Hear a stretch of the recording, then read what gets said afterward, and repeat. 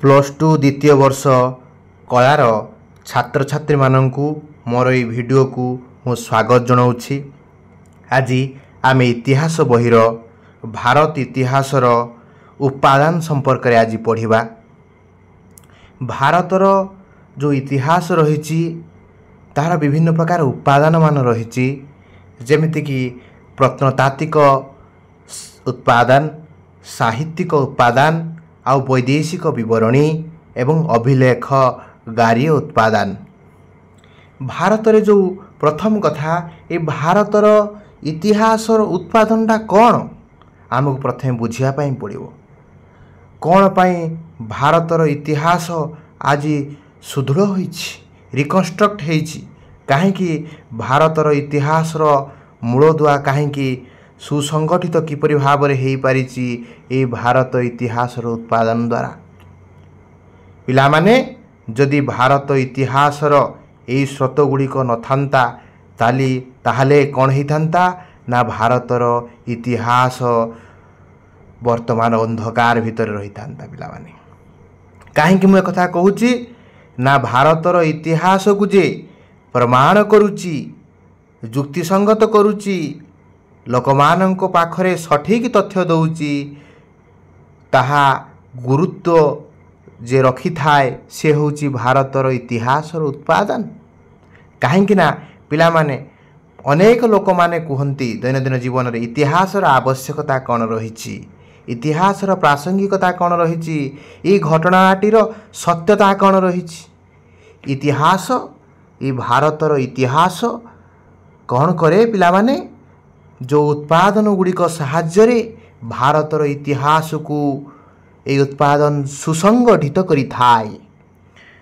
सुंदर भाव में भारतर इतिहास को गठन करिवारे उत्पादन गुरुत्वपूर्ण भूमिका रही। पिला माने जदि आमे देखिबा भारत इतिहासर विभिन्न प्रकार उत्पादन जदि आमे देखिबा कौन कौन सब भारत इतिहासर उत्पादन अच्छी तब माने देखि पार्थुव पिला माने कौन कौन उत्पादन रही, जेमितिक साहित्यिक कृति रही, अभिलेख रही, वैदेशिक विवरणी रही, मुद्रा रही, माटीपात्र, धातु उपकरण, अन्यान्य भग्नावशेषरू प्राचीन इतिहासर अनेक कथा लोकलोचन को आसे। कारण आगरू आम देश रे कौन होतला पिला माने ना आमर इतिहास लेखनी बहु आगरू आरंभ ही नथिला। पिला माने आम केबे आरंभ हैला इतिहास लेखन मन रखिबो 19 शताब्दी 19th सेंचुरी रु आमर इतिहास लेखिबा आरंभ हैला। पिला माने आगरू आम इतिहास लेखु नथिले। को माने भारतर इतिहास को लेखिले ना इंग्रेज माने भारतर इतिहास को से लिखिले रे पिला माने। ता पूर्वर इंग्रेज मान को पूर्वर जदि देखिबा अन्य प्राचीन ग्रीस रे रोम रे भारतीय मनीष मानकर इतिहास रचना करने दिगरे से तत्पर नथिले, किंतु ग्रीस लोक माने रोम रो लोक माने इतिहास को रचना करिवार से जानी थिले। मु ए कथा मध्य कहिली पिला माने आमे जानुचंती इतिहासर सत्यता, इतिहासर यथार्थता स्पष्ट रूप से प्रमाणित हुए ये प्रत्नतात्विक, साहित्यिक विवरणी, वैदेशिक विवरणी द्वारा इतिहास सत्यता आसे, इतिहासर ट्रुथफुलनेस आसे। इतिहास को सुसंगठित करिवारे यार गोटे गुरुत्वपूर्ण भूमिका अच्छी। पिला माने साहित्यिक उत्पादन हो वा प्रत्नतात्विक उत्पादन हो यार गुरुत्वपूर्ण गुरुत्व रही। पिला माने जदि आमे देखिबा भारतर इतिहासर उत्पादन, भारतर इतिहास जदि उत्पादन देखिबा पिला माने तीनोटी उत्पादन रे भारतर इतिहास को भाग करा जाइछि। प्रथमटी होउची भारतर इतिहासर उत्पादन को केते भाग रे पिला माने भाग करा जाइछि रे ना 3 भाग रे भाग करा जाइछि। विभिन्न बही रे विभिन्न प्रकार कथा देइछि, किंतु तमे मन रखिबो भारत इतिहासर उत्पादन को 3 भाग रे भाग करा जाइछि। ना कौन कौन ना प्रत्नतात्विक उत्पादन, द्वितीय रे साहित्यिक उत्पादन, तृतीय रे अभिलेख गारी उत्पादन। बुझिपारल भारतर इतिहास 3 भाग रे विभक्त, प्रत्नतात्विक उत्पादन, साहित्यिक उत्पादन, अभिलेख गारी उत्पादन। जदि मु कहिबी प्रत्नतात्विक उत्पादन माने कौन रे पिला माने जो जिनस गुड़ी को खनन द्वारा जोटा मिली थाए ताकू आमे प्रत्नतात्विक उत्पादन बोली कहू खदन करी जहाँ आमे पाई थाउ ताकू आमे प्रत्नतात्विक उत्पादन बोली कहू रे पिला माने। द्वितीय यदि उत्पादन देखिबा साहित्यिक उत्पादन कौन जो आमर साहित्यिक लेखा गुड़ी सब रही जेमिति कि भगवत गीता वेद उपनिषद ये सब साहित्यिक विभिन्न प्रकार काव्य कविता ये सब साहित्यिक उत्पादन भारत इतिहास को दृढ़ीभूत करुच्ची। एटा हूँ साहित्यिक उत्पादन पिला माने। अभिलेखगारी उत्पादन अर्थ कौच बहुत आमर जो अभिलेख पुस्तकागार लाइब्रेरी सब अच्छी इंग्लैंड म्यूजियम अच्छी ये सब बहुत गुड़िक सूचना दूची भारत संपर्क भारत में जो जो म्यूजियम अच्छी से अभिलेखगारी उत्पादन भारत इतिहास को रुद्धिमंत करिछि पिला माने। ताले आमे जानिचंती देखिबा प्रत्नतात्विक उत्पादन को पुणी भाग करा जाइछि। प्रत्नतात्विक उत्पादन को पुणी भाग करा जाइछि चारि भाग रे अभिलेख मुद्रा सर्वेक्षण व खनन कला और स्थापत्य। मन रखिबो पिला माने सेमिति साहित्यिक उत्पादन को पुणी चारि भाग रे भाग करा जाइछि। धार्मिक साहित्य लौकिक साहित्य साहित्यिक कृति वैदेशिक विवरणी ताको भाग कराई साहित्य उत्पादन को। यहाँ को मन रखा पड़ो कारण ये टेबुलटा को जब मन रखिबो ताले परे बुझी पारिबोनी पिला माने। अभिलेखगार को किसी भाग करा जाए नहीं ताले प्रथमे मन रखिबो ए जो गुड़ाक भारत इतिहास उत्पादन को प्रत्नतात्विक साहित्यिक अभिलेखगारी पुणी प्रत्नतात्विक उत्पादन को पुणी चारि भाग रे अभिलेख मुद्रा सर्वेक्षण खनन कला स्थापत्य आ साहित्यिक उत्पादन को धार्मिक लौकिक साहित्यिक आ वैदेशिक विवरणी एमती चारि भाग रे पिला माने भाग करा जाइछि भारत इतिहास को। ताले आमे देखिबा जे प्रथमे प्रत्नतात्विक उत्पादन विषय आर्कोलोजी विषय आमे पढ़िबा पिला माने। प्रथमे देख परीक्षा रे पढ़िबो प्रत्नतात्विक उत्पादन कौन। मु तुमको टिकिए पूर्व कही प्रत्नतात्विक उत्पादन डेफिनेशन मु कही पिला माने भूखोदन फल आविष्कृत विभिन्न द्रव्यर अध्ययन को प्रत्नतात्विक प्रत्नतत्व बोली कहा जाए। भूखोदन माटी को खोला फल जो जिनस को आम माटी खोली को आविष्कार करूँ ता विषय अध्ययन करूँ भूखोदन है जो जिनस बाहर ता विषय आविष्कार करवा अध्ययन करने को आम प्रत्नतत्व बोली कहू पिला माने। जो भारत रे जो प्रत्नतात्विक जो विभागटा आरंभ करथिले किए ना लॉर्ड कर्जन आरंभ करथिले। किए करथिले रे प्रत्नतात्विक परीक्षा रे पड़िबो भारत रे किए बरलाट भारत रे प्रत्नतात्विक विभाग स्थापन करथिले ना लॉर्ड कर्जन। तापरे जदि आम देखा यहाँ को 1921 1922 रे ख्रीष्टाब्द रे सिंधु नदी उपत्यका जो हरप्पा और मोहेंजोदारो जो भग्नावशेष आम पाउचंती तुम मैंने यापर मुझे पढ़ेबी हरप्पा सभ्यता जोटा कि गोटे अर्बान सिविलाइजेशन थिला जोटी शहरीकरण व्यवस्था थिला से हरप्पा सभ्यता आ मोहेंजोदारो मध्य गोटे सभ्यता मुझे को पढ़ेबी पिला माने। 1921 मसीहा 1922 मसीह हरप्पा सभ्यता 1921 मसीह आविष्कार कराइला आ मोहेंजोदारोटा दुईटी 1922 मसीह जो भग्नावशेष मिलता। इतिहास लेखनी प्रणाली हिस्टोग्राफी एक नूतन मोड़ नहीं यही भूखनन द्वारा से दुईटा अंचल को मिल पारी पड़े। यापर जो वैदिक जुग मौर्य जुग शुंग कुषाण इंदो ग्रीक माने सातवाहन माने जो भारत इतिहास रचना दिगरे से उल्लेखनीय भूमिका ग्रहण करिसेंती। ताले आमे जानिले प्रत्नतात्विक उत्पादन प्रथम उत्पादन टी कौन भारत जो इतिहास प्रथम उत्पादन कौन ना प्रत्नतात्विक उत्पादन। प्रत्नतात्विक उत्पादन क्या कहवा ना भूखोदन फल आविष्कृत होता द्रव्य को आम प्रत्नतात्विक उत्पादन बोली कहवा। प्रत्नतात्विक उत्पादन ताको किए प्रथमे बाहर करथिले रे पिला माने ना बड़लाट लॉर्ड कर्जन बाहर करथिले स्थापन करथिले प्रथमे ना उदाहरण हूँ हरप्पा सभ्यता मोहेंजोदारो सभ्यता यहाँ हूँ से भूखनन खोदन फल मिलता पिला माने। तापर आम जानी प्रत्नतात्विक उत्पादन को विभिन्न भाग में भाग करमि अभिलेख मुद्रा सर्वेक्षण खनन या अंडर 4टी पॉइंट रोचे सब पॉइंट रोचे आपको आम पढ़ा पिला माने। तापर देख पिला माने जे अभिलेख कौन अभिलेख कौन क्या आम पिला माने अभिलेख कहवा देखिपार तुम आगे अभिलेखटी अच्छी। अभिलेख कौन अभिलेख हूँ इतिहास लिखापी एक अन्य एक उत्पादन कौन प्राचीन भारत में प्रायतः राजा महाराजा माने निज निजर जो गुण गारिमा वर्णना करुले ताको अभिलेख माध्यम लिखुले।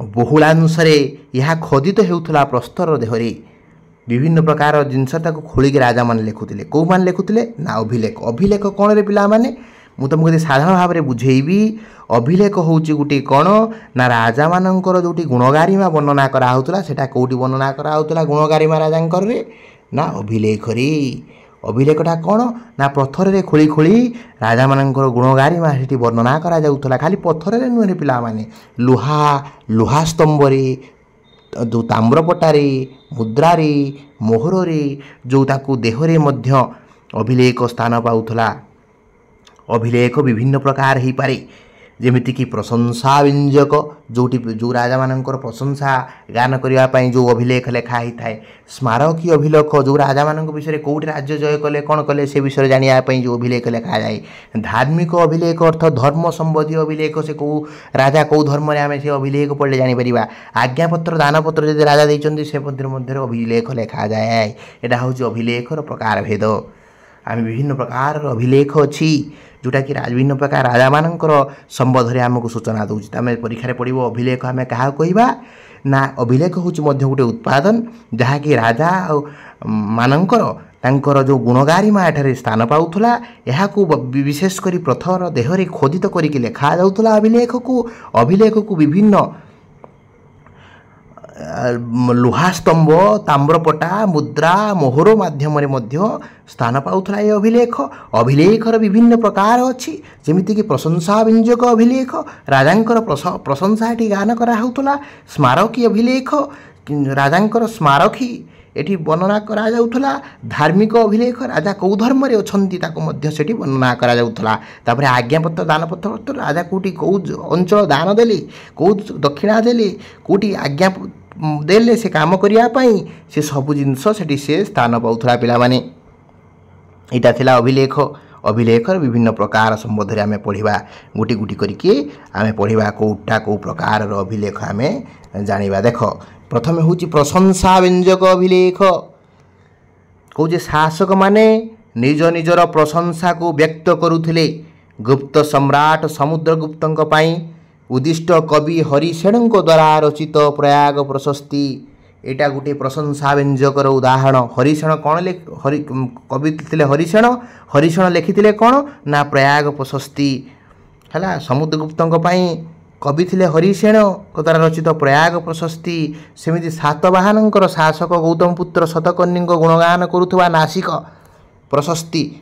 प्रशस्ति कहार गुणगान करे ना गौतमी पुत्र शतकर्णी नासिक प्रशस्ति सातवाहन शासक गौतम पुत्र शतकर्णी गुणगान करे चालुक्य द्वितीय पुलकेशी जश वर्णना करुवा अहिओल प्रशस्ति कहार द्वितीय पुलकेशीकर जो वर्णना करुहियल प्रशस्ति द्वितीय द्वितीय पुलकेशी विषय वर्णना करा एवं शक साहसक रुद्रदमनकर गुण कीर्तन करुवा गिरिनार प्रस्तार अभिलेख ए अद्वितीय कीर्तिराज करुवा अप्सरा अभिलेख आदि मन रखिबो प्रशंसा व्यंजक अभिलेख कौन अभिलेखर गोटे प्रकार हूँ प्रशंसा व्यंजक अभिलेख शासक माने निजर प्रशंसा एठारे व्यक्त करि थांती जेमिति गुप्त जुगरे हरिसेन द्वारा प्रयाग प्रशस्ति लेखा जाइथिला सातवाहन शासन गौतम पुत्र शतकर्णी समय नासिक रे तांकर गुणगारिमा लेखा जाइथिला नासिक प्रशस्ति रे चालुक्य मानकर जो राजा थिले द्वितीय पुलकेशी जश जेमिति अहिओल लेखा जाइथिला मन रखिए पिला माने शॉर्ट क्वेश्चन बहुत आदि पड़ो इटा को प्रशंसा व्यंजक अभिलेख बोली कहा जाए तापर आम पढ़ा स्मारकी अभिलेख जड़े शासक राज्य शासन संपर्कित मोहनीय घटना को स्थान पाउथवा सम्राट अशोकंकर लुम्बिनी अभिलेख सम्राट जो खारवेलंकर हाथी गुंफा अभिलेख यार जीवंत उदाहरण मन रखियो पिला माने आम क्या स्मारकी अभिलेख आम क्या कहवा ना कौच जड़े शासक जो राज्य शासन संपर्क में जो मोहनीय घटना जोटे से स्थान दियंती अशोकंकर लुम्बिनी अभिलेख हो खारवेलंकर हाथी गुंफा अभिलेख यार ज्वलंत उदाहरण जदि आम देखा जो धर्म अभिलेख जो धार्मिक संपर्क में जोटा सूचना दूसरी से हूँ कहते धर्म संपर्क में सूचना जो मिलूँ कहते धार्मिक अभिलेख कौटा धार्मिक अभिलेख आम क्या कहवा ना अशोकंकर सारानाथ ରୁମୁନ୍ଦେଇ, ଧଉଳି, ଜଉଗଡ଼ ଅଭିଲେଖ ଏହି ପ୍ରକାର ଅଭିଲେଖର ନମୁନା, ଧାର୍ମିକ ଅଭିଲେଖର ନମୁନା ଅଶୋକଙ୍କର ସାରନାଥ, ରୁମୁନ୍ଦେଇ, ଧଉଳି, ଜଉଗଡ଼ ଅଭିଲେଖ ହେଉଛି ଗୋଟେ ଧାର୍ମିକ ଅଭିଲେଖର ନମୁନା ପିଲାମାନେ। ତାପରେ ଯଦି ଆମେ ପଢ଼ିବା ଆଜ୍ଞାପତ୍ର, ଆଜ୍ଞାପତ୍ର ମଧ୍ୟ ଗୁଡ଼ିକରେ ରାଜାଙ୍କର ଆଦେଶ ଉତ୍କୀର୍ଣ୍ଣ ହେଉଥିଲା। ହର୍ଷବର୍ଦ୍ଧନଙ୍କର ଯେଉଁ ହର୍ଷବର୍ଦ୍ଧନଙ୍କ ସବୁ ଯେଉଁ ବଂଶଖେରା ଏବଂ ମଧୁବନ ଆଜ୍ଞାପତ୍ର, ନାଳନ୍ଦା ତାମ୍ରପତ୍ର, ଦାମୋଦରପୁର ତାମ୍ରପତ୍ର ଏବଂ ଓଡ଼ିଶାର ଗଙ୍ଗବଂଶ ସମୟ ସୂର୍ଯ୍ୟବଂଶ ଶାସନ ସମୟରେ ତାମ୍ରପଟମାନ ଆଜ୍ଞାପତ୍ରର ଗୋଟେ ଉଦାହରଣ। ତାପରେ ହେଉଛି ଦାନପତ୍ର। ଦାନପତ୍ରରେ କିଏ ଦାତା କିଏ ଗ୍ରହିତା ତାଙ୍କ ନାମ ଏଠି ଉଲ୍ଲେଖ କରାଯିବ। ଆଉ ବରାବର ପର୍ବତ ଗୁହାଭିମୁଖୀ ଓଡ଼ିଶାର ଯେଉଁ ଭୀମକରମାନେ ଅଛନ୍ତି ତାଙ୍କୁ ସବୁ ଦାନପତ୍ର ମାଧ୍ୟମରେ ତାଙ୍କର ଲେଖାଯାଇଥିଲା। ପିଲାମାନେ ମନେ ରଖିବ ଯେ ଆମେ ଏଇଟାକୁ ପଢ଼ିଲେ କ'ଣ ପଢ଼ିଲେ ଆମେ ବର୍ତ୍ତମାନ ନା ଅଭିଲେଖ ପଢ଼ିଲେ ପିଲାମାନେ। ଏଇଟା ଥିଲା ହେଉଛି ଅଭିଲେଖ। ଏଇଟା ହେଉଛି ଗୋଟେ ପ୍ରତ୍ନତାତ୍ତ୍ୱିକ ଉତ୍ପାଦନର ଗୋଟିଏ ପ୍ରକାର ହେଉଛି ଅଭିଲେଖ। ତାପରେ ପିଲାମାନେ ଆମେ ପଢ଼ିବା ହେଉଛି ମୁଦ୍ରା। ମୁଦ୍ରା ହେଉଛି ଭାରତର ଇତିହାସକୁ ଦୃଢ଼ୀଭୂତ କରେ। କାହିଁକି ନା ଭାରତର ଇତିହାସକୁ ଯିଏ ସୁଦୃଢ଼ କରିଛି ସେ ହେଉଛି ମୁଦ୍ରା। ମୁଦ୍ରା ଦ୍ୱାରା ଗୋଟିଏ କେଉଁ ବିଷୟରେ ଜଣାପଡ଼େ ନା ପ୍ରତ୍ୟେକ ରାଜାମାନଙ୍କର ଅର୍ଥନୈତିକ ସ୍ଥିତି ବିଷୟରେ ଜଣାପଡ଼େ। କେଉଁ ରାଜାମାନେ ଶାସନ କରିଛନ୍ତି ସେ ସମ୍ପର୍କରେ ଜଣାପଡ଼େ। ମୁଦ୍ରାରେ ରାଜାମାନଙ୍କର ଚିତ୍ର ସବୁ ଚିତ୍ରିତ ହୋଇକି ରହିଥାଏ। ମୁଦ୍ରା ହେଉଛି କ'ଣ ନା ଗୋଟିଏ କ୍ରୟ ବିକ୍ରୟର ଗୋଟେ ମାଧ୍ୟମ। କ୍ରୟ ବିକ୍ରୟର ଗୋଟେ ମାଧ୍ୟମ, ମିଡ଼ିୟମ୍ ଅଫ୍ ଏକ୍ସଚେଞ୍ଜ ବୋଲି ଆମେ କହୁଛନ୍ତି ମୁଦ୍ରାକୁ। କାରଣ ମୁଦ୍ରା ଗୋଟେ ଗୁରୁତ୍ୱପୂର୍ଣ୍ଣ ଭୂମିକା ରହିଛି। ମୁଦ୍ରା ସେ ସମୟର ଅର୍ଥନୈତିକ ସ୍ଥିତି ସମ୍ପର୍କରେ ଆମକୁ ସୂଚନା ଦିଏ। ମୁଦ୍ରା ସେ ସମୟର ରାଜା ରାଣୀମାନଙ୍କର ସମ୍ପର୍କରେ ଆମକୁ ସୂଚନା ଦିଏ। ଏବଂ ମୁଦ୍ରା ବିଭିନ୍ନ ଧାତୁରେ ନିର୍ମାଣ କରାଯାଇଥାଏ। ଏ ମୁଦ୍ରାରେ ମଧ୍ୟ ଆମେ ଜାଣିପାରିବା ସେ ସମୟରେ ସେ ରାଜା କେତେ ବିତ୍ତଶାଳୀ, କେତେ ଧନଶାଳୀ। ଆଉ ସେ ରାଜା ଯଦି ମୁଁ ଛୋଟିଆ ଉଦାହରଣ ଦେବି, ମୁଦ୍ରା ମଧ୍ୟ ଆମକୁ ଗୋଟିଏ ଦେଶ ସହିତ ଅନ୍ୟ ଦେଶର କେଉଁ ପ୍ରକାର ସମ୍ପର୍କ ଅଛି। ଏଇ ଯେଉଁ ଭାରତରେ ବହୁତ ଚାଇନା ଟଙ୍କା ମିଳିଥିଲା, ପ୍ରାଚୀନ ଇତିହାସକୁ ଯଦି ପୃଷ୍ଠାକୁ ଆମେ ଉନ୍ମୋଚନ କରିବା ନା ଭାରତର ଯେଉଁ ମୁଦ୍ରା ଗୁଡ଼ାକ ଥିଲା ତା ସହିତ ଚାଇନାର ଟଙ୍କା ମଧ୍ୟ ଆମ ଭାରତରେ ମିଳିଥିଲା। ଏଠୁ ଆମେ ସ୍ପଷ୍ଟ ପ୍ରମାଣ ପାଉଛନ୍ତି ଯେ ଭାରତ ଚାଇନା ସହିତ ମଧ୍ୟ ପ୍ରାଚୀନ କାଳରେ ବହୁତ ସେ ବ୍ୟବସାୟ ବାଣିଜ୍ୟ କରୁଥିଲା।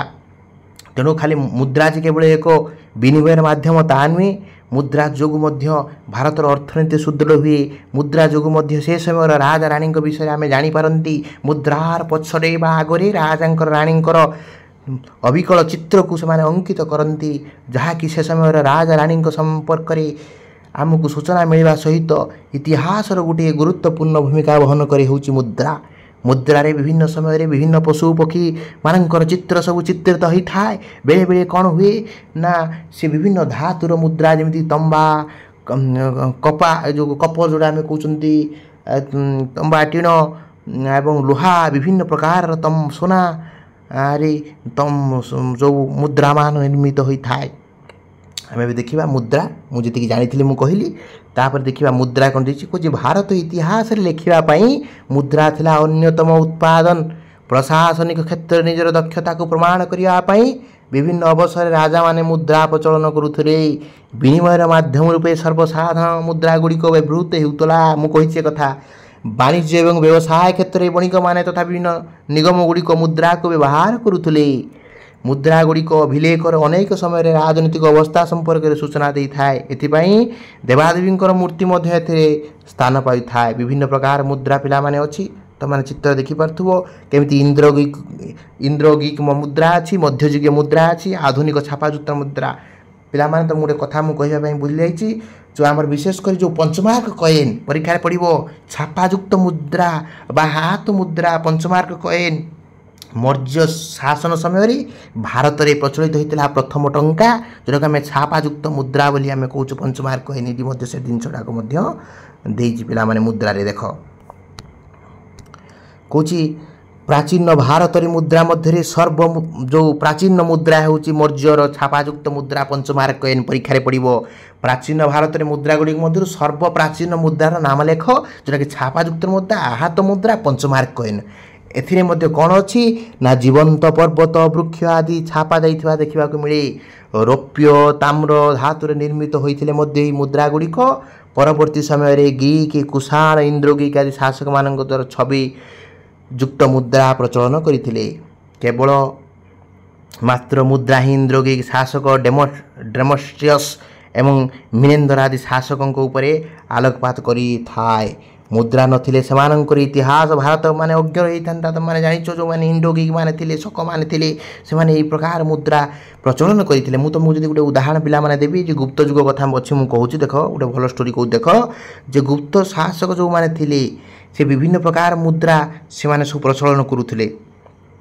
से मुद्रारे गुप्त जो राजा रानी माने थिले तांकर चित्र रहुतला।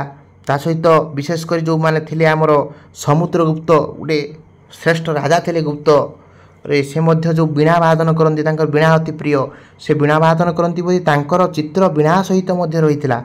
धनुर्धारी ध्वजा यही जो राजा मानकर जो चरित्र को से मुद्रा रे प्रतिफलित होता। तेणु मुद्रा द्वारा बहुत किसी तथ्य भारत इतिहास रुद्धिमंत करिछि पिला माने। सेथिपाई मुद्रा गोटे गुरुत्वपूर्ण भूमिका ग्रहण करे। आ तुमने जानिथिबो जो विशेषकर जो मु दिल्ली सुल्तान पढ़ेबी जो मु कहबी जो थिले आमर से समय जो मोहम्मद बिन तुगलक थिले से मोहम्मद बिन तुगलक मुद्रा पाई केमिति हटहटार चित्र भारत इतिहास रे मध्य रहिछि। तांको मोहम्मद बिन तुगलक को कहा जाए आड़वाया राजा पागला राजा बोली कहा जाए। कारण ना मोहम्मद बिन तुगलक बहुत एजुकेटेड थिले किंतु तांको जीवन रे विभिन्न प्रकार एमिति असुविधा सम्मुखीन होइतिले जे सेटा कहिले पिला माने हस बाड़ीबो पिला माने। प्रथमे से कोन करथिले तांकर राजधानी दिल्ली को दौलताबाद नै जाइथिले। प्रथम पॉइंट जदि मु कहबी से कहीं आड़वाया राजा बोली कहा जाए से प्रथमे तांकर राजधानी दिल्ली को दौलताबाद नहीं गले। वृद्ध शिशु जो छोट छोट पिला माने बाटरे बहुत अकाल वियोग से घटिला। पुणी से पुणी दौलताबाद रु पुणी दिल्ली को नहीं आसिले जोटा कि तांकर प्रथम भूल थिला पिला माने। जदि हम देखिबा पुणी द्वितीय रे कोन कले तांकर राजधानी मध्य देवगिरी करदेले सेटा मध्य से भूल कले जोटा कि आम कहते। तापर हूँ बहुत कर धार्य कले यही सब प्रकार। तापर आउ गोटे कौन कले तृतीय भूल तांकर थिला कौन ना से तांकर जो थिला तांकर जो अंचल थिला से सब गुड़ाक every house become a mint. प्रत्येक जो घर थिला तांको शासन व्यवस्था रे जो राजा जेहेतु थिले तांको अंचल रे जो जो घर थिला सब गुड़ाक मुद्राशाला हो गला। लोक मान पाखरे मेंचा मेंचा मुद्रा हो गला। लोक माने खाया पई पाइलिनी कहीं मुद्रार भैल्यू कमीगला। से माने कौन करुले ना सुना लोक मानू से कौन करुले ना सिल्भर टंका जो मैंने तैयारी करुले से सुना टंका दौले। सी एत बड़ पागल थे मोहम्मद बिन तुगलक जोपाई कि से कहे मुद्रा भारत इतिहास मन रखी। से कहे बहुत गुड़े इतिहास को रुद्धिमंत करुँच जो मैंने कि विक्टोरिया चित्र रोचे राजा पंचम रोचे चित्र रोचे जहाँद्वारा भारत इतिहास सुदृढ़ होची। मुद्रा द्वारा बहुत तथ्य लोक मैंने जापी। यहाँ था भारतर जो प्रत्नतात्विक उत्पादन अभिलेख गला। आम मुद्रा विषय आम पढ़ले तापर आम जोटा पढ़ा पिला माने सेटा हूँ सर्वेक्षण आउ खनन। सर्वेक्षण आउ खनन देख सर्वेक्षण आउ खनन कौन कौच प्रत्नतात्विक सर्वेक्षण और खनन बहुत ऐतिहासिक तथ्य मिली पिला माने। आम कौन जगह को खोलिबा सर्वेक्षण करवा से जापर बहुत गुड़िया जिनस आमको मिले जमीक धातव पदार्थ आमको मिले। खोलिया पर माटी को मृत पात्र मिले शस्य कणिका मिले। आउ पशुपक्षी मानकर चित्र खेलना बासगृह नालर भग्नावशेष अलंकार इति सब गुड़ाक मिले। विभिन्न धार्मिक जीवन पर आलोकपात करिथाए। हरप्पा मोहेंजोदारो रूपार लोथाल कालीबंगना बालू ये सब हरप्पा सभ्यता गोटे साइड पिला माने जो गफखोराल पाटलिपुत्र आदि स्थान में भूखनन फल मिलता टेराकोटा मूर्ति प्राचीन इतिहास रचना बहुत तथ्य पिला माने जुगेई। से आम सर्वेक्षण खनन कहते। सर्वेक्षण आ खनन अर्थ ये ऐतिहासिक तथ्य दी गोटे ऐतिहासकार ऐतिहासिक गोटे आर्कोलोजिस्ट से विभिन्न जगार खोलाखोली करे ऐतिहासिक तथ्य पाइबापी से ऐतिहासिक तथ्य पाइबापी से कठिन परिश्रम करे जिते से खोले से माटी तले चापी हो रही था विभिन्न प्रकार धातव पदार्थ मृतपात्र शस्य कणिका पशु पक्षी मान चित्र छोट पिलांकर खेलना भग्नावशेष नालर भग्नावशेष सब मिले जहाद्वारा इतिहास लिखापी ताहा सहज होता है पिला माने इतिहासकार मान सहज होता है पिला माने यही सर्वेक्षण आउ खनन भारत इतिहास विभिन्न साइड गुड़ाक अंचल गुड़ाक जो सर्वेक्षण संभव होती आम देखा प्राचीन समय जो जो अच्छी शिशुपालगढ़ प्राचीन कलिंग नगरी हस्तिनापुर कौशंबी उज्जयिनी मथुरा इंद्रप्रस्थ पाटलिपुत्र आदि स्थान में खनन ये नगरी गुड़िकर इतिहास और पुनर्गठन में सहायक होती कारण ये जो शिशुपालगढ़ हो बा हस्तिनापुर हो बा कौशंबी हो बा उज्जयिनी हो बा मथुरा हो ये पाटलिपुत्र यही सब विभिन्न प्रकार जो ऐतिहासिक नगरी ये ऐतिहासिक नगरीर जो प्राचीन इतिहास रही आम ताकू खनन कलापर बहुत तथ्य आमको मिलूँ आम ताकू सर्वेक्षण कलापर बहुत तथ्य आमको हस्तगत होती ऐतिहासिककार मैंने खनन करती कारण से माटी तले देखती कौन कौन सब भग्नावशेष मिली कौटू कौन सूचना मिलूँ से संपर्क से माने आलोचना करती इतिहास को खोराक जगाए यही सर्वेक्षण एवं खनन देखिपु से समय मध्य आकाश मार्ग फोटो निपारे एरियल फोटो चित्र दूर संवेदी फोटो चित्र मध्य निया जाए जोटा कि भारतर इतिहास को आहरी दृढ़ीभूत करे तापर आम जो देखा कला और स्थापत्य कला स्थापत्य इतिहासकर गौरव को पिला माने मंडन करिछि कला स्थापत्य इतिहास अन्य एक उत्पादन आम पढ़ी प्रत्नतात्विक उत्पादन आउ गोटे उत्पादन हूँ कौन ना कला और साहित्य यहाँ ही शेष उत्पादन तीन प्रत्नतात्विक उत्पादन तीनोटी चारोटी रही अभिलेख मुद्रा सर्वेक्षण खनन कला और स्थापत्य एरा प्रत्नतात्विक उत्पादन भारत इतिहास तीन सूत्र भितर प्रथम सूत्र प्रत्नतात्विक उत्पादन तीनोटी रोचे अभिलेख मुद्रा सर्वेक्षण खनन कला स्थापत्य ये कला स्थापत्य कौन ना ये कला स्थापत्य इतिहास अन्यतम उत्पादन कौच विभिन्न समय भारतर कला और स्थापत्यर विकास और धर्म संस्कृति पर आलोकपात करने को सक्षम होता है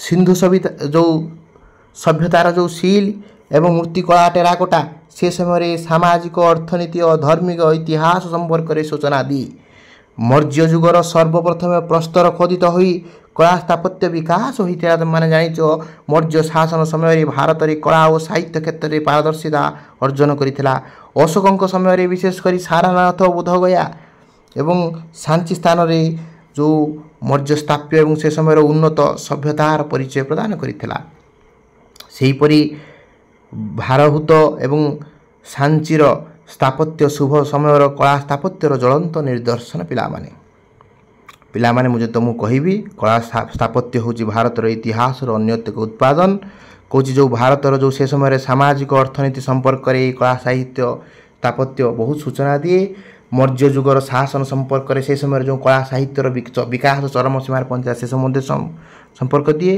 तापर गुप्त युगर तुम गोल्डेन युग बोली कह जाए स्वर्णमय युग बोली कह जाए सेटा भी तुम मन रख से संपर्क में बहुत जिनस आमको तथ्य आमको हस्तगत हुए आम से संपर्क में बहुत जिनस जापारती जमीक देख तुम अच्छी देवगढ़ दशावतार मंदिर सारनाथ भितरगाँव मथुरा ये अजंता एलोरा ये सब गुड़ाक आमको सूचना दिए आम कला स्थापत्यर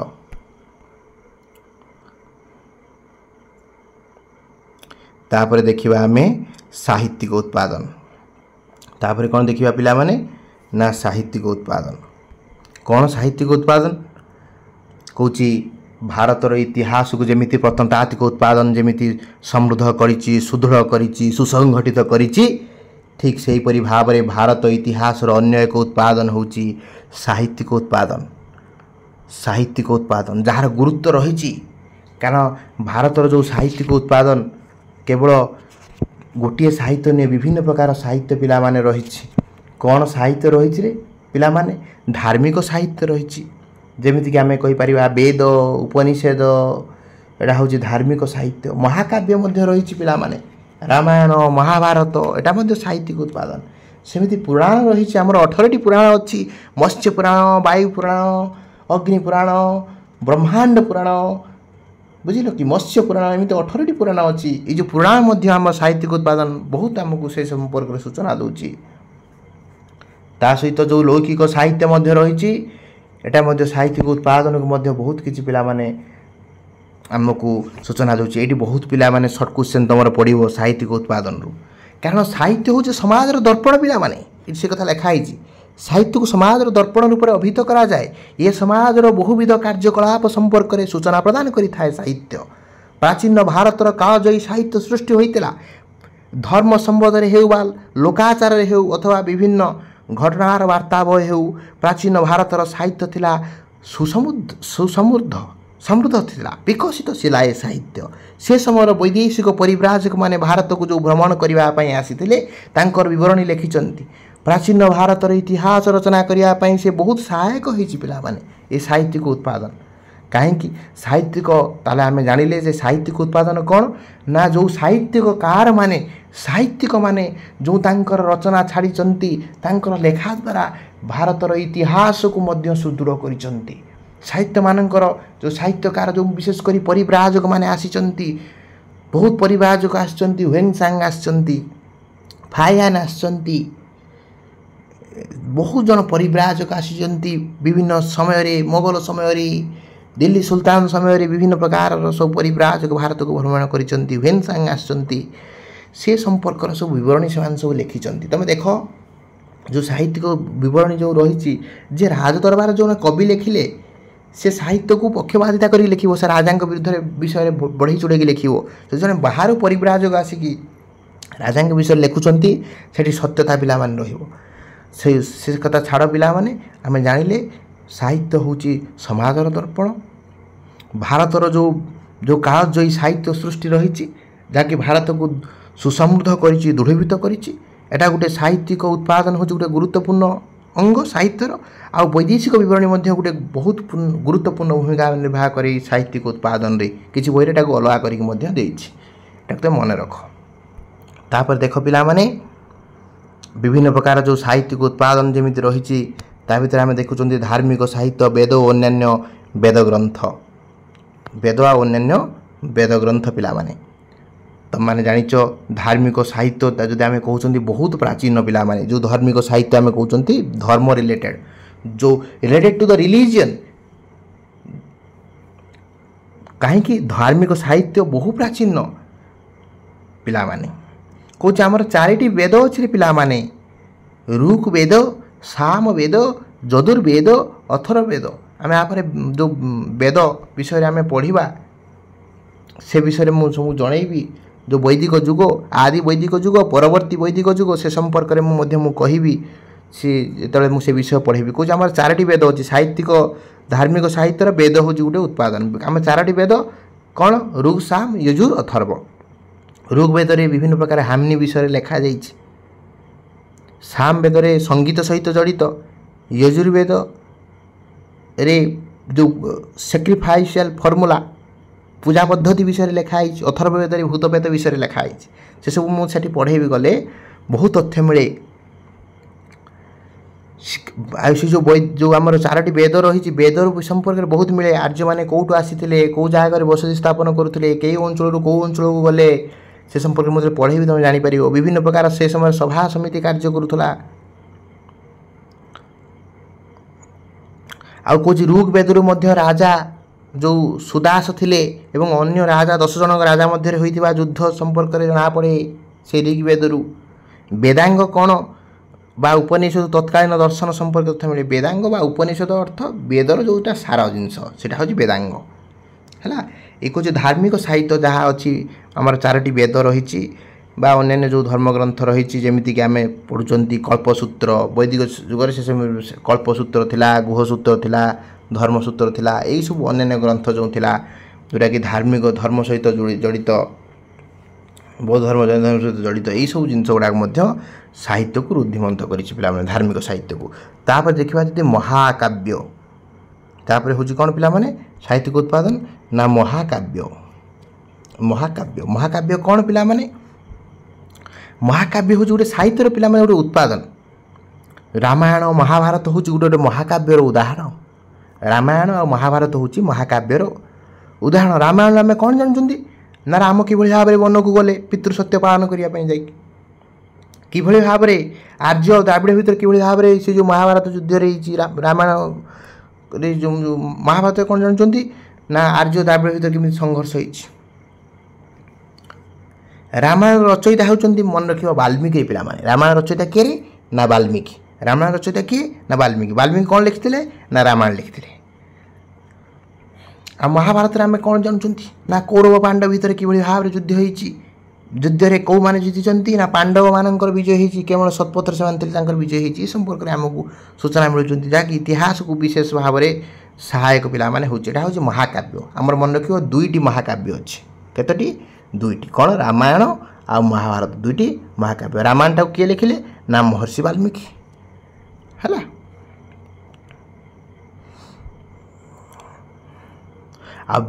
जदि महाभारत किए लिखिते ना व्यासदेव लिखिं महाभारत। ये भी देछि व्यासदेव महाभारत रामायण वाल्मीकि व्यासदेव महाभारत मन रखियो। महाकाव्य दुईटी रामायण महाभारत ये मन रखिदेले तुम काम होगा। तापर मु कही पुराण तुम केतटा समुदाय केतटा पुराण अच्छे पिला माने ना 18टी पुराण अच्छी। केतोटी पुराण अच्छी ना 18टी पुराण अच्छी। केतटा इंपोर्टाट पुराण नाम देछि अष्टादश पुराण अच्छी। परीक्षा एटा पड़े बहुत समय केतोटी पुराण तुम समुदाय अच्छी ना 18टी पुराण अच्छी। से गुड़ाक कौन ना वायु पुराण मत्स्य पुराण अग्नि पुराण विष्णु पुराण आउ ब्रह्मांड पुराण एगुड़ा सब विशेष गुरुत्वपूर्ण पुराण है। ये सब पुराण एटा गोटे हूँ धार्मिक साहित्यर एटा गोटे साहित्यिक उत्पादन गोटे अंश पिला माने। तापर कहूँ अन्य सब धर्मग्रंथ पिला माने रही। अन्य धर्मग्रंथ मध्य तुमको बहुत किसी सूचना दूची जो अन्य धर्मग्रंथ सब रोचे कौन से गुड़ाक सब पुराण को बाद दे अन्य धर्मग्रंथ मध्य साहित्यिक अंग रूप से परिचित हुए। अंग उपांग कल्पसूत्र भगवती सूत्र अचरंग सूत्र आदि जैन ग्रंथ जैन धर्म एवं दर्शन उपर आलोकपात करे। परीक्षा रे पड़िबो अंग उपांग कल्पसूत्र भगवती सूत्र अचरंग सूत्र एटा कहार धर्मग्रंथ जैन धर्मर। परीक्षा रे पकई देथिला थरे उपांग कहार धर्मग्रंथ ना जैन धर्मर ना अंग कहार धर्मग्रंथ ना जैन धर्मर कल्पसूत्र कहार धर्मग्रंथ ना जैन धर्मर ना भगवती सूत्र कहार धर्मग्रंथ ना जैन धर्मर। एटा इंपोर्टाट पिला माने जैन धर्मर ग्रंथ गुड़ाक सब मन रखिए। अन्य धर्मग्रंथ भितर जैन धर्म बौद्ध धर्मर ग्रंथ पिला माने वर्णना कराई। अंग उपांग कल्पसूत्र अचरंग सूत्र आउ एटा सब जैन धर्मर ग्रंथ। सेमिति बौद्ध धर्म उपरे विशेषकर जो ग्रंथ गुड़िक हूँ सूत्र पिटक त्रिपिटक सूत्र पिटक विनय पिटक विधान पिटक ये तीन मिसिक त्रिपिटक हुए। पचार त्रिपिटक नाम लेख सूत्र पिटक विनय पिटक अभिधर्म पिटक तीनोटी पिटक आमर रही। यहाँ सब बौद्ध धर्म ग्रंथ सूत्र पिटक बौद्ध धर्म ग्रंथ विनय पिटक अभिधान पिटक त्रिपिटक किए कौ धर्म ग्रंथ ना बौद्ध धर्मर। त्रिपिटक क्या नहीं हुए ना सूत्र पिटक विनय पिटक ना अभिधान पिटक है। आउ जो दीपवंश महावंश जातक बौद्ध धर्मर। जो सूत्र पिटक कौन अच्छी ना सूत्र पिटक जो सूत्र अच्छी नियम रही। सूत्र पिटक कौन अच्छी ना सूत्र व नियम रही लिखाई। सूत्र पिटक बौद्ध धर्मर नियम आ विनय पिटक कि भाव में तार नियमावली केमी रहा विनय पिटक लिखाई। मन रखिए नियमावली विनय पिटक लिखाई। अभिधर्म पिटक उपर दर्शन उपर आलोकपात करे। मन रखिए त्रिपिटक कहार धर्मग्रंथ ना बौद्ध धर्मर कौ क्या नहीं त्रिपिटक हूँ ना सूत्र पिटक विनय पिटक अभिधान पिटक। सूत्र पिटक कौन ना बौद्ध धर्म नियम लिखाई।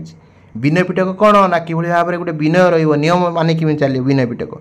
आउ अभिधर्म पिटक कौन कि भाव में बौद्ध दर्शन को मानिक चलो ये संपर्क से सब लिखा है।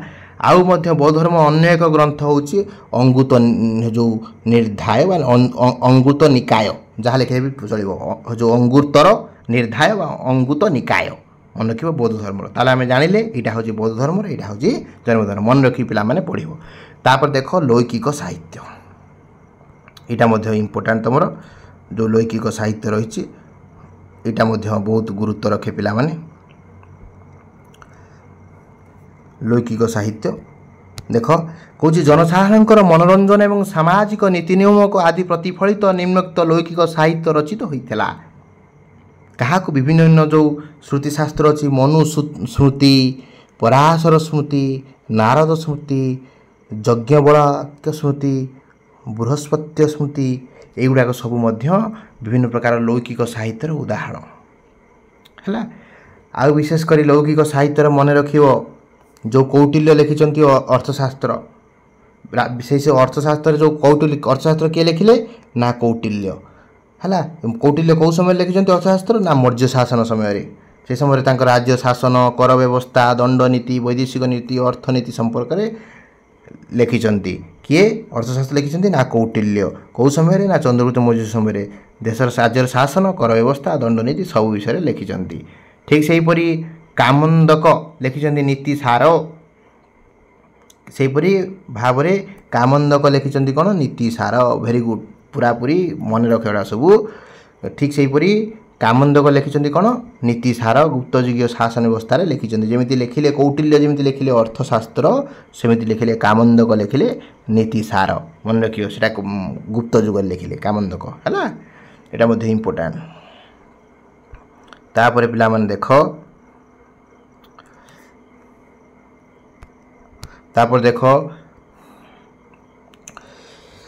ख्रीष्टपूर्व चतुर्थ शताब्दी पाणिनि अष्टाध्यायी और ख्रीष्टपूर्व द्वितीय शताब्दी पतंजलि महाभाष्य संस्कृत व्याकरण दुईटी मन रख पाणिनि एवं अष्टाध्यायी है ख्रीष्टपूर्व द्वितीय शताब्दी महाभाष्य संस्कृत व्याकरण महाभाष्य लिखिले संस्कृत व्याकरण पाणिनि अष्टाध्यायी लिख ग्रामार मन रखिकी लिख।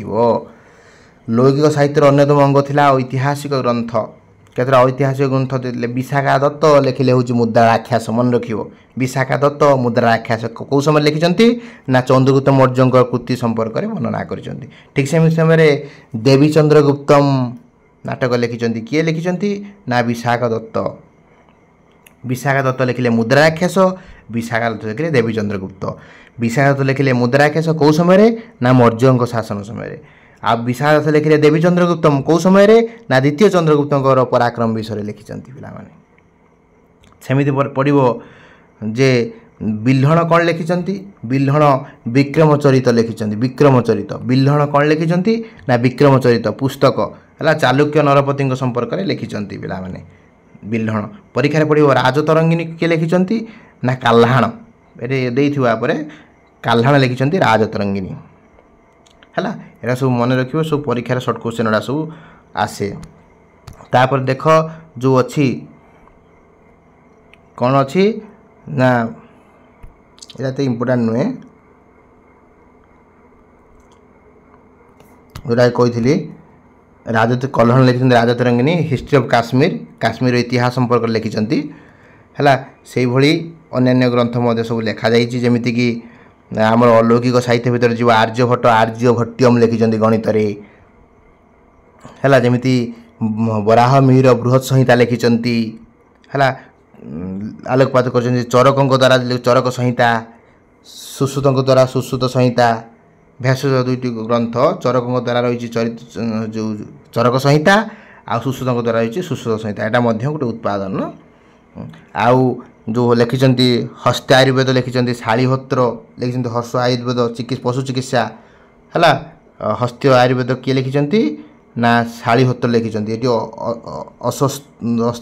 अश्वशास्त्र आ पशु चिकित्सा विषय ये सब जिनस लिखाई से संपर्क में बहुत जिनस आमको सूचना पिला माने मिलूँ। तापर देख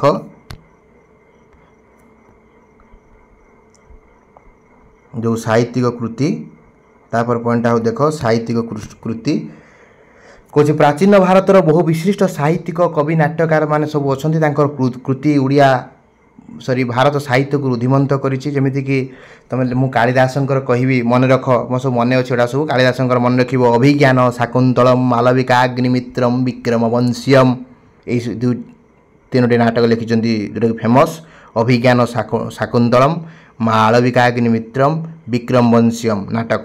ଆଉ ସେମିତି ଲେଖିଛନ୍ତି ଖଣ୍ଡ କାବ୍ୟ ଲେଖିଛନ୍ତି କ'ଣ ନା ରଘୁବଂଶ କୁମାର ସମ୍ଭବ ମହାକାବ୍ୟ, ଋତୁସଂହାର ଖଣ୍ଡକାବ୍ୟ ହେଲା ମନେ ରଖିବ। ଅଭିଜ୍ଞାନ ଶକୁନ୍ତଳମ୍ ମାଳବିକାଗ୍ନିମିତ୍ରମ୍ ବିକ୍ରମବଂଶ୍ୟମ୍ ହେଉଛି ନାଟକ, ରଘୁବଂଶମ୍ କୁମାର ସମ୍ଭବ ହେଉଛନ୍ତି ମହାକାବ୍ୟ, ଋତୁସଂହାରଟା ହେଉଛି ଖଣ୍ଡକାବ୍ୟ ମନେ ରଖିବ।